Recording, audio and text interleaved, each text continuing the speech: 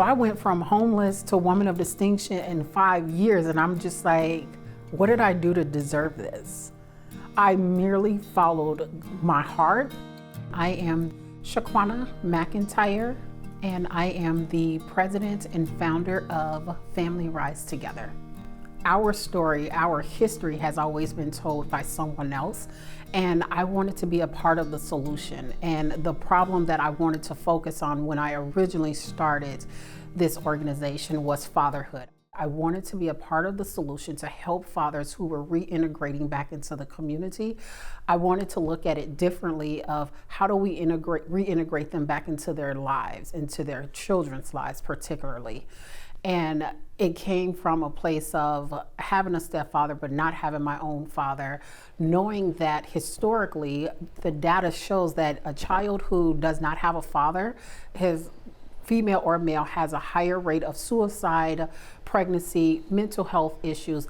You know, the list goes on and on and on. One of the problems for these children that I'm serving through Child Protection Services is the lack of fatherhood. Then why don't we have more programs to attract fathers, to get them back on track, to help them be what we need them to be, so that the children that we're serving have a better chance of not having to go to jail, not having to go through Child Protection Services. We have fathers who feel like the system looks at them as a child support check or only a check. And so their opinions and their values in their children's lives, who they want to be a part of, didn't matter if they didn't pay the $50, the $150, or $300, whatever it was that the system was telling them that they needed to pay. To the point we have made policies and laws that said if you don't pay this child support, you're going to jail. That does nothing for the community I'm serving when we have a father who's doing his very best, and then we throw him in jail, we take away his license, and we make him work 3 times harder to be a part of a child's life that he helps create. And so I started the Devoted Dads program. We were granted a grant through the National Father Institute to serve fathers. My motto is, we are no longer going to beg for 50 cents when I can teach you how to go make $5 and get the tax benefit of the $5 that you make. It's a very simple formula when I say it like that, but obviously there's a lot more work to actually becoming an entrepreneur. But that was the push. I was on welfare when I started this. It was perfect timing to say, God, I trust you. I have 4 children, 2 sons, 2 daughters. And I said to him, I said, if you trust me to hold on to God's coat jacket and just hold on.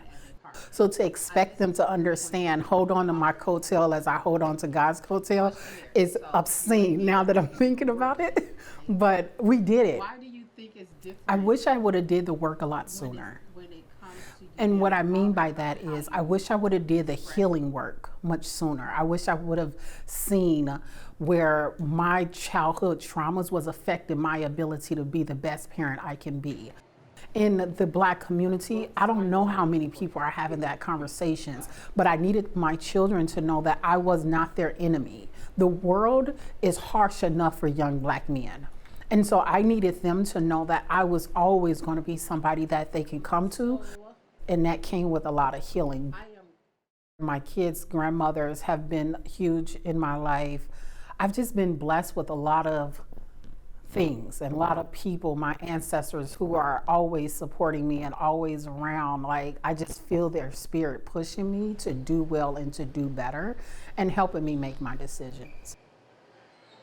I have one rule, and it's always to make it home. It helps me decide what battles I'm going to pick, what wars I want to fight. As a mother, as a grandmother, as a single parent, and even just for myself, I have to make it home. Everybody deserves a chance, and I often see greatness in people before they see it in themselves.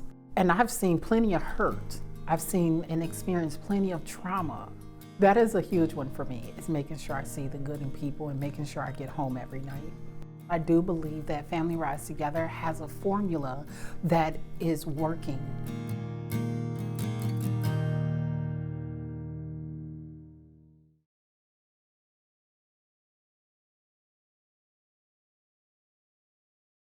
Funding for Intersections is brought to you by the Arts and Cultural Heritage Fund and the citizens of Minnesota.